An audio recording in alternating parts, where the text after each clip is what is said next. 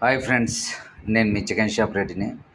Friends, ఈరోజు Sunday special lunch టైంకి ఏమేమి తింటున్నానో మీకు చూపిస్తాను. టటాయ్. పలావ్, ఓన్లీ పలావ్. ఇది అంటే చిన్న రైస్తో చేసేది. ఇది pulao. Right. Chicken curry, pulao, chicken curry మంచి కాంబినేషన్ అబ్బా. ఇది అసలుకి ఈ రెండు కాంబినేషన్లో ఉంటుంది.